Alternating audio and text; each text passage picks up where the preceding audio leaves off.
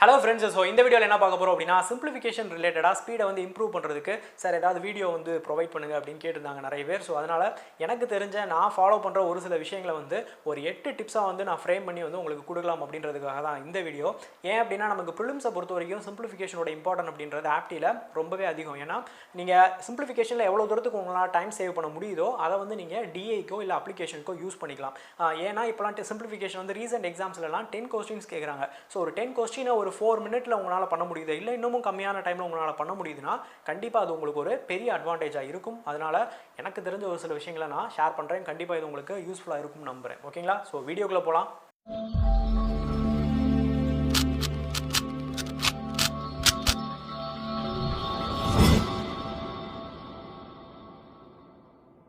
So டிப்ஸுக்குள்ளே நம்ம போயிடலாம். First விஷயம் என்ன அப்படின்னா டெசிமல் நம்பரோட கேல்குலேஷன்ஸில் ரொம்ப இம்பார்ட்டன்ட். சரிங்களா? டெசிமல் நம்பரை வந்து நீங்கள் கரெக்டாக எவாலுவேட் பண்ண தெரிஞ்சிருக்கணும். கொஞ்சம் ஸ்பீடாக வந்து அதில் வந்து பண்ண தெரிஞ்சிருக்கணும். ஸோ நமக்கு ப்ரிலிம்ஸை பொறுத்த வரைக்கும் ரொம்ப காம்ப்ளிகேட்டட் டெசிமல் நம்பர்ஸ்லாம் வராது. சிம்பிளாக இருக்கக்கூடிய டெசிமல் நம்பர்ஸ் 0.5ல் வர நம்பர்ஸு, அதே மாதிரி 0.25 வச்சு வர நம்பர்ஸு, 0.75 வச்சு வர நம்பர்ஸு, அதே மாதிரி 0.33 வச்சு வர நம்பர்ஸ், 0.125 வச்சு வர நம்பர்ஸ். மோஸ்ட்லி இதுதான் வந்து ப்ரிலிம்ஸ் டேர்மில் உங்களுக்கு கேட்கக்கூடிய டெசிமல் நம்பர். அதாவது எப்படின்னா ஒரு 7.5 × 8ன்னு கேல்குலேஷனில் வரும், இல்லை 7.5 × 12 இந்த மாதிரி ஏதாவது ஒரு நம்பர்ஸ் நமக்கு வரும். ஸோ இதை நீங்கள் கொஞ்சம் ஸ்பீடாக பண்ணுறதுக்கான விஷயங்களை யூஸ் பண்ணுங்கள். நிறைய பேர் 75 8ஆல் பண்ணிவிட்டு பாயிண்ட் வச்சு வைப்பாங்க. ஸோ அது வந்து நமக்கு வந்து பேசிக்காக நம்ம பண்ணுற விஷயம். அதை பண்ணாதீங்க. 0.5 அப்படின்னு நமக்கு வந்தாலே இந்த மாதிரி 0.5 வந்தது அப்படின்னாலே ஒரு 2ஆல் மல்டிப்ளை பண்ணால் எனக்கு அது 1ஆ மாறிடும். எனக்கு அப்படி தானே, ஒரு 2ஆல் மல்டிப்ளை பண்ணுறப்ப எனக்கு அது 1ஆ மாறுதுன்னா 8ஆல் மல்டிப்ளை பண்ணுறப்ப நமக்கு இது என்னவா மாறப்போகுது, நமக்கு 4ஆ மாறிடும். எனக்கு அப்படி தானே. ஸோ 7 × 8 நமக்கு 56, ஒரு 4ஆ நம்ம ஆட் பண்ணோம் அப்படின்னா நமக்கு 60 அப்படின்ற மாதிரி நமக்கு கிடைக்கும். ஸோ கேல்குலேஷனில் இந்த ஹோல் நம்பரை தனியாகவும் பாயிண்ட் நம்பரை தனியாகவும் பண்ணி ஆட் பண்ணுற விஷயங்களை பண்ணுங்கள். ஸோ இதில் வந்து முன்னாடியே நீங்கள் ப்ரீடிஃபைண்டாகவே இருக்கணும். ஒரு 0.25 அப்படின்னா அது எப்போ எனக்கு ஒரு 1ஆ மாறும், 4ஆல் மல்டிப்ளை பண்ணுறப்ப எனக்கு மாறும். ஸோ வந்து ஒரு சின்ன எக்ஸாம்பிள் நம்ம பார்க்கலாமா? ஒரு 11.25 × 8ன்னு இருக்குன்னு வச்சுக்கோங்களேன். அதே தான் ஒரு 0.25 அப்படின்றது 8ஆல் நம்ம மல்டிப்ளை பண்ணுறப்ப எனக்கு 2 அப்படின்ற மாதிரி கணக்கு. ஸோ 88 + 2 அப்படின்றது நமக்கு 90 அப்படின்ற மாதிரி ஆயிரும். அப்படி தானே? ஸோ அதே மாதிரி 0.33னா ஒரு 3ஆல் மல்டிப்ளை ஆகுது அப்படின்னா அது எனக்கு ஒரு ஹோல் நம்பராக மாறிடும். ஸோ எனக்கு ஒரு சின்ன நம்பர் எழுதலாமா? 15.33 × 12 அப்படின்னு இருக்குன்னு வச்சுக்கோங்களேன். ஒரு 3ஆல் மல்டிப்ளை பண்ணுறப்போ எனக்கு 1ஆ மாறுது. ஸோ 4 3ஆல் மல்டிப்ளை பண்ணுறப்ப எனக்கு என்னவா மாறிடும், 4ஆ மாறிடும். அண்டு 15 × 12 என்ன அப்படின்றத நார்மலாக நீங்கள் மல்டிப்ளை பண்ண போகிறீங்க. ஸோ நமக்கு என்ன கிடைக்குது, 150 180 ப்ளஸ் நமக்கு ஒரு 4 184 அப்படின்ற மாதிரி நமக்கு கிடச்சிரும். புரியுதுங்களா? ஸோ இந்த கேல்குலேஷன் என்ன அப்படின்னா நார்மல் நம்பரோட மல்டிப்ளிகேஷன் பண்ணுறோம் அண்ட் இந்த டெசிமல் நம்பரை ஹோலாக கன்வெர்ட் பண்ணி ஆட் பண்ண ட்ரை பண்ணுங்கள். அதே மாதிரி இந்த 0.75க்கு 0.125 அப்படின்றது ஒரு 8ஆல் மல்டிப்ளை பண்ணால் தான் 1ஆ மாறும். ஸோ உங்களுக்கு எக்ஸாமில் கேட்கக்கூடிய நம்பர்ஸும் மோஸ்ட்லி இது ரிலவெண்ட்டான நம்பர்ஸாக தான் இருக்கும். ஸோ அதனால் இந்த டெசிமல் நம்பர்ஸோட கேல்குலேஷன்ஸை கொஞ்சம் ப்ராக்டிஸ் பண்ணுங்கள். இதில் உங்களால் கொஞ்சம் ஸ்பீடை வந்து இம்ப்ரூவ் பண்ண முடியும். அடுத்த விஷயம் என்ன அப்படின்னு பார்த்தீங்கன்னா squares and cubes. Squares and cube. Square and cube வந்து எவ்வளோ தூரத்துக்கு சார் எனக்கு தெரிஞ்சு வச்சுருக்கணும் அப்படின்னு. ஏன்னா ப்ரீடிஃபைண்டாகவே இப்போ நிறைய பேர் மனப்பாடம் பண்ண ஆரம்பிச்சிட்டாங்க. ஸோ மினிமம் வந்து ஒரு 50 ஸ்கொயர்ஸ் அண்டு ஒரு 15 க்யூப்ஸாவது படித்து வச்சுக்கோங்க. சரிங்களா? ரொம்ப நிறைய க்யூப்ஸ் வந்து ரொம்ப பெரிய நம்பருக்குலாம் தேவையில்லை. நிறைய ஷார்ட்கட்ஸ்லாம் நீங்கள் பார்த்துருப்பீங்க. க்யூப் வந்து உடனே எப்படி பண்ணலான்னு. ப்ரிலிம்ஸை பொறுத்த வரைக்கும் ரொம்ப ரேராக தான் அந்த மாதிரி விஷயங்கள் வருது. மற்றபடி க்யூபை பற்றி ஒரு 15 க்யூப் வந்து உங்களுக்கு அந்த நம்பரை பார்த்தாலே அது இந்த க்யூப்னு சொல்ல தெரிஞ்சிருக்கணும். அதே மாதிரி இந்த நம்பரை பார்த்தாலே அது ஸ்கொயர் என்ன, ஸ்கொயர் ரூட் என்ன, ரெண்டுமே வந்து உடனே சொல்ல தெரிஞ்சிருக்கணும். ஸோ இந்த மாதிரி விஷயங்களை தெரிஞ்சு வச்சுக்கோங்க. சரிங்களா? ஆனால் எல்லா இடத்துலையும் நம்ம ஸ்கொயரையும் க்யூபையும் இம்ப்ளிமெண்ட் பண்ணணுன்ற அவசியம் கிடையாது. அது கொஸ்டினுக்கு நமக்கு தேவைப்படுற இடத்துல நம்ம பண்ணிக்கலாம். ஏன்னா நான் அடுத்து சொல்லக்கூடிய டிப் வந்து அதை பேஸ் பண்ண தான். என்ன அப்படின்னு பார்த்தீங்கன்னா மல்டிப்ளிகேஷனை அவாய்ட் பண்ணுறது. மல்டிப்ளிகேஷனை முடிஞ்ச அளவுக்கு அவாய்ட் பண்ண நம்ம ட்ரை பண்ணோம். ஏன்னா நமக்கு கொஞ்சம் காம்ப்ளிகேட்டடான ப்ராசஸ் என்ன அப்படின்னு பார்த்தீங்கன்னா மல்டிப்ளிகேஷன் தான். நார்மலாக இருக்கக்கூடிய சிம்பிளிஃபிகேஷனில் மல்டிப்ளிகேஷன் தான் நமக்கு கஷ்டமான விஷயம். கஷ்டம்ன்றது என்னது, கொஞ்சம் இதான விஷயம். ஸோ அதனால் முடிஞ்ச அளவுக்கு மல்டிப்ளிகேஷனை அவாய்ட் பண்ண நம்ம ட்ரை பண்ணணும். ஃபார் எக்ஸாம்பிள் இப்போ இந்த நான் ஸ்கொயர்ஸை வச்சு நான் சொல்கிறேனே 22 ஸ்கொயர் டிவைடட் பை எனக்கு 11 அப்படின்னு இருக்குன்னா நீங்கள் இந்த ஸ்கொயரை எழுதுறதுக்கு மைண்டு போகக்கூடாது. இதை நீங்கள் மல்டிப்ளை பண்ணாமலே நம்ம வந்து கேன்சல் பண்ணுறதுக்கான விஷயம் இருக்கா அப்படின்றத தான் நம்ம பார்க்கணும். புரியுதுங்களா? ஸோ முடிஞ்ச அளவுக்கு மல்டிப்ளிகேஷனை எங்கெங்கெல்லாம் அவாய்ட் பண்ண முடியுமோ அங்கெங்கெல்லாம் அவாய்ட் பண்ணுங்கள். ஏன்னா உங்களுக்கு நீங்கள் கொஸ்டின்ஸில் நீங்கள் பார்த்தாலே தெரியும், ஒரு 84னு ஒரு நம்பர் இருந்ததுன்னா 84ஆல் கேன்சல் ஆகிற மாதிரி ஒரு நம்பர் வந்து உங்களுக்கு அடுத்து இங்கே கொடுத்துருப்பான். டிவைடட் பை 7 இந்த இடத்துல உங்களுக்கு கொடுத்துருப்பான். நம்ம என்ன பண்ணுவோம், இந்த மல்டிப்ளிகேஷனை வேகமாக பண்ணுறதுல கான்சென்ட்ரேட் பண்ணிடுவோம். இல்லை இந்த 7 வச்சு இதை நம்ம கேன்சல் பண்ணி கொடுக்கலாம் அப்படின்ற விஷயம் வந்து நமக்கு தோணாது. ஸோ முடிஞ்ச அளவுக்கு மல்டிப்ளிகேஷனை அவாய்ட் பண்ணுங்கள். சிம்பிளிஃபை பண்ணிவிட்டு கடைசியாக இருக்கக்கூடிய டேர்மை வந்து நம்ம மல்டிப்ளை பண்ண போகிறோம். ஸோ பெரிய டேர்மை வந்து நம்ம அவாய்ட் பண்ணி கொஞ்சம் சின்ன டேர்மை கொண்டு போகிறப்போ உங்களுக்கு கேல்குலேஷனும் ஈஸியாக இருக்கும். இதுதான் வந்து மூணாவது விஷயம். ஃபோர்த்து திங் என்ன அப்படின்னு பார்த்தீங்கன்னா பர்சன்டேஜ் கேல்குலேஷன். ஏன்னா நமக்கு சிம்பிளிஃபிகேஷனை பொறுத்த வரைக்கும் பர்சன்டேஜ் கேல்குலேஷன் அப்படின்றது ரொம்ப ஒரு இம்பார்ட்டண்டான விஷயம். அதனால் பர்சன்டேஜ் கேல்குலேஷன் எவ்வளோ தூரத்துக்கு நீங்கள் ஸ்பீடாக இருக்கீங்களோ அவ்வளோ தூரத்துக்கு உங்களால் ஸ்பீடை வந்து இது பண்ண முடியும். எவ்வளோ தூரத்துக்கு ஸ்பீடாக இருக்கீங்களோ.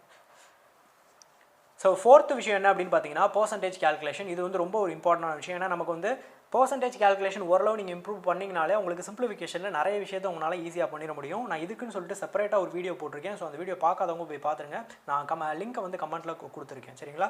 ஸோ ஒரு சில பேசிக்கான விஷயம் மட்டும் நான் இதில் சொல்லிடுறேன். என்ன அப்படின்னா பர்சன்டேஜ் கேல்குலேஷனில் ஃபஸ்ட்டு விஷயம், முடிஞ்ச அளவுக்கு பர்சன்டேஜுக்கு ஏதாவது ஃப்ராக்ஷன் வேல்யூஸ் இருக்கா அப்படின்றத வந்து நீங்கள் தெரிஞ்சு வச்சுருக்கணும். சரிங்களா? பர்சன்டேஜ் டு ஃப்ராக்ஷன் கன்வர்ஷன் அப்படின்னு ஒன்று இருக்கும், பார்த்துருக்கீங்களா? ஃபார் எக்ஸாம்பிள் எனக்கு ஒரு 8.33% அப்படின்னா என்னப்பா ஃப்ராக்ஷன் வரும், எனக்கு 1/12 அப்படின்ற மாதிரி வரும். ஸோ இந்த மாதிரி நமக்கு பர்சன்டேஜுக்கு ஈக்குவலன் ஃப்ராக்ஷன் வேல்யூஸ் இருக்கா அப்படின்றத பார்க்கணும்.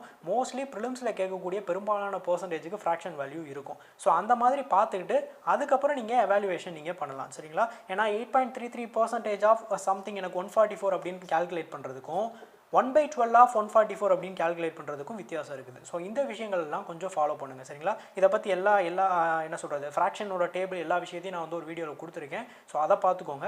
அண்ட் இன்னொரு விஷயம் என்ன அப்படின்னு பார்த்தீங்கன்னா பர்சன்டேஜ்லேயே எல்லா நேரமும் ஃபுல் பர்சன்டேஜையும் கேல்குலேட் பண்ணணும் அப்படின்ற அவசியம் இருக்காது. கேன்சல் பண்ணுறதுக்கு நம்ம லாஸ்ட் ரூல் பார்த்தோம்ல, அதே மாதிரி தான் மல்டிப்ளிகேஷனை அவாய்ட் பண்ணுற ரூல். இப்போ ஃபார் எக்ஸாம்பிள் எனக்கு 28% of 560 which is equal to எங்கிட்ட ஏதாவது ஒரு வேல்யூ 42% ஆஃப் எக்ஸ் அந்த மாதிரி உங்களுக்கு கொடுத்துருப்பாங்க. ஸோ இந்த மாதிரி கொடுக்குறப்போ ஏதாவது டேர்மை நம்மளால் டேரெக்டாக கேன்சல் பண்ண முடியுமா அப்படின்னு நம்ம பார்க்கணும். இதை ஃபுல்லாத்தையும் எவாலுவேட் பண்ணிட்டு தான் நான் வந்து கொண்டு வருவேன் அப்படின்னு இருக்கக்கூடாது. நமக்கு தான் தெரியுது ரெண்டு சைடுமே பர்சன்டேஜ் இருக்குது. இன் டேர்ம்ஸ் ஆஃப் அடிஷனில் எதுவுமே இல்லை, ரெண்டுமே வந்து மல்டிப்ளிகேஷன் டேர்மில் தான் இருக்குது. ஸோ டேரெக்டாகவே இதையுமோ இல்லை இதையுமோ நம்மளால் கேன்சல் பண்ணி கொடுக்க முடியுமான்னு பார்க்கணும். டேரெக்டாக நீங்கள் பர்சன்டேஜ் அப்படின்றத கண்டுபிடிக்கக்கூடாது. சரிங்களா? உடனே கண்டுபிடிக்கிறது அப்படின்றது நம்ம மல்டிப்ளிகேஷனை பண்ணுற மாதிரி. ஸோ அதனால் வந்து கேன்சல் பண்ணுற சிம்பிளிஃபிகேஷன் பண்ணுற ஏதாவது விஷயங்கள் இருக்கான்னு பார்த்துட்டு அதுக்கப்புறமா நீங்கள் வந்து நார்மலாக மீது எதுவுமே இல்லைன்ற பட்சத்துக்கு நம்ம கடைசியில் கேல்குலேஷனை நம்ம யூஸ் பண்ணிக்கலாம். ஸோ அடுத்த இம்பார்ட்டன்ட் விஷயம் என்ன அப்படின்னு பார்த்தீங்கன்னா போர்ட்மாஸ் ரூல். போர்ட்மாஸ் ரூல் அப்படின்றது நமக்கு தெரியும், சிம்பிளிஃபிகேஷனை பொறுத்த வரைக்கும் இது ஒரு பேசிக் அப்படின்னு. ஆனால் இதுலேயே வந்து நிறைய பேருக்கு ஒரு கிளாரிட்டி இல்லாமல் இருக்குது அப்படின்றது. ஏன்னா இதனால் நிறைய மிஸ்டேக்ஸ், ஒரு சிம்பிள் எரர்ஸ் வருது. ஸோ அதை நான் லைட்டாக கிளாரிஃபை பண்ணிடுறேன். சரிங்களா? மேபி உங்களுக்கு தெரிஞ்சிச்சுன்னா நான் சொல்லியிருக்கக்கூடிய அந்த 3 கொஸ்டினுக்கான ஆன்சர் என்ன அப்படின்றத எனக்கு கமெண்ட் பண்ணுங்கள். 48 divided by 4 divided by 2, 48 multiplied by 4 divided by 2, 16 minus 8 plus 2. நமக்கு சிம்பிளிஃபிகேஷனில் ப்ராக்கெட் அவங்களே கொடுத்துட்டாங்கன்னா நமக்கு ப்ராப்ளம் கிடையாது, நம்ம கரெக்டாக பண்ணிடுவோம். பட் இந்த மாதிரி ஜென்ரலாக கொடுக்குறதுல நிறைய பேர் வந்து மிஸ்டேக் பண்ணுறாங்க. நம்ம போர்ட்மாஸ் ரூல் படி டிவிஷன் தான் பண்ணணுமா, இல்லை மல்டிப்ளிகேஷன் பண்ணலாமா, இல்லை வந்து அடிஷன் தான் பண்ணணுமா, சப்ராக்ஷன் பண்ணணுமா? ஸோ இந்த விஷயங்களில் ஒரு சிலருக்கு கிளாரிட்டி இல்லாமல் இருக்குது. ஸோ இந்த 3 இதுக்குமான ஆன்சரை வந்து நீங்கள் கமெண்ட் பண்ணுங்கள். ஸோ அதுலேருந்து மேபி உங்களுக்கு என்ன விஷயங்களில் நீங்கள் எரர் விடுறீங்க அப்படின்றத நீங்கள் ரெக்டிஃபை பண்ணிக்கலாம். சரிங்களா? ஸோ போர்ட்மாஸ் ரூலில் கரெக்டாக கிளியராக இருக்கணும். அடுத்து 6th ரொம்ப இம்பார்ட்டண்டான விஷயம் மல்டிப்ளிகேஷனை நம்ம அவாய்ட் பண்ணுறது அப்படின்றத நம்ம பார்த்தோம். பட் என்ன இருந்தாலும் நம்மளால் ஃபுல்லாலாம் அவாய்ட் பண்ண முடியாது. ஏதோ ஒரு வகையில் நீங்கள் மல்டிப்ளிகேஷனை யூஸ் பண்ணுற மாதிரி தான் வரும்.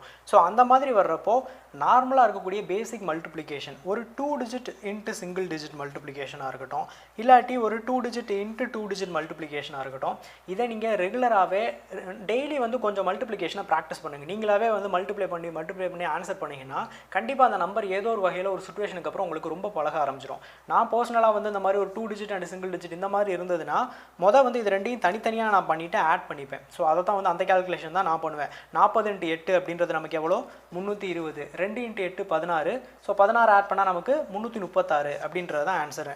ஸோ இந்த நம்பரை நம்ம எழுதாமலே கேல்குலேட் பண்ணிக்கலாம். இப்போ 32 × 15 அப்படின்னா 32 × 10 வந்து 320. 5 × 32 அப்படின்றது நமக்கு 160. ஸோ ரெண்டையும் ஆட் பண்ணால் நமக்கு 480. ஸோ இந்த மாதிரி நம்ம நார்மல் மல்டிப்ளிகேஷன்ஸ் இது வந்து பார்க்க கொஞ்சம் ஈஸியான நம்பராக இருக்கும். மேபி நீங்கள் காம்ப்ளிகேட்டட் நம்பராக கூட எடுத்துக்கலாம். ஒரு 54 × 9 இந்த மாதிரி நம்பர் எடுத்துக்கிட்டாலும் இதை நீங்கள் என்ன பண்ணலாம், 540லேருந்து ஒரு 54 மைனஸ் பண்ணலாம். அப்படி தானே, 540லேருந்து ஒரு 54 மைனஸ் பண்ணலாம். ஏன்னா 10லேருந்து 1 மைனஸ் பண்ணி நம்மளால் கேல்குலேஷன் பண்ண முடியும். ஸோ 540லேருந்து ஒரு 54 மைனஸ் பண்ணி நீங்கள் கேல்குலேட் பண்ணுறது. இந்த மாதிரி நார்மல் மல்டிப்ளிகேஷன் இருக்கக்கூடிய விஷயங்களை கொஞ்சம் ரெகுலராக ப்ராக்டிஸ் பண்ணுங்கள். அதே மாதிரி மல்டிப்ளிகேஷனில் இருக்கக்கூடிய சின்ன சின்ன ட்ரிக்ஸு, மல்டிப்ளிகேஷன் ஃபார் 5ஆல் மல்டிப்ளை பண்ணுறதுக்கான நம்பர். ஃபார் எக்ஸாம்பிள் எனக்கு ஒரு 32 × 5 இருக்குது அப்படின்னா இதோட ஹாஃபோட ஒரு 0 சேர்த்து போட்டுக்கிட்டோம் அப்படின்னா போதுமானது. இதோட ஹாஃப் என்னது 16, ஒரு 0 சேர்த்துக்கிட்டா போதுமானது. ஸோ இந்த மாதிரி இருக்கக்கூடிய சின்ன சின்ன விஷயங்களை தெரிஞ்சுக்கோங்க. அதே மாதிரி ஒரு 25 நம்ம எப்படிப்பா பண்ணலாம், 100/4 அப்படின்ற மாதிரி எழுதிக்கலாம்ல. ஸோ 100/4 அப்படின்னா எனக்கு இப்போ 36 × 25 வருதுன்னா இதை நீங்கள் 4ஆல் டிவைட் பண்ணி ஒரு 00 சேர்த்துக்கணும் அப்படின்றத மைண்டில் வச்சுருக்கணும். புரியுதுங்களா? ஒரு 4ஆல் டிவைட் பண்ணி 00 சேர்த்துக்கிறது. எல்லா நம்பருமே இந்த மாதிரி தான் எனக்கு வருமா, 4ஆல் டிவைட் ஆகாத நம்பராக வந்தால் நான் என்ன பண்ணுறது, இந்த மாதிரி டவுட்லாம் வரும். இந்த மாதிரி விஷயங்களை நம்ம எங்கெங்கெல்லாம் யூஸ் பண்ண முடியுதோ பண்ணிக்கலாம். பண்ண முடியாத பட்சத்துக்கு நம்ம வந்து நார்மலாக விஷயங்கள் தான் போய் ஆகணும். சரிங்களா? நீங்கள் ப்ரிலிம்ஸை பொறுத்த வரைக்கும் இந்த மாதிரி சிம்பிள் நம்பர்ஸ்லாம் நீங்கள் நிறைய இடங்களில் பார்க்கலாம். சரிங்களா? ஸோ மல்டிப்ளிகேஷனை பொறுத்த வரைக்கும் normal single digit and 1 digit number multiplication, 2 digit × 2 digit, அதே மாதிரி இந்த மாதிரியான சின்ன சின்ன ட்ரிக்கான விஷயங்களில் தான் கொஞ்சம் ப்ராக்டிஸ் பண்ணிங்கன்னா உங்களுக்கு மல்டிப்ளிகேஷன் ஈஸியாக வர ஆரம்பிச்சிடும்.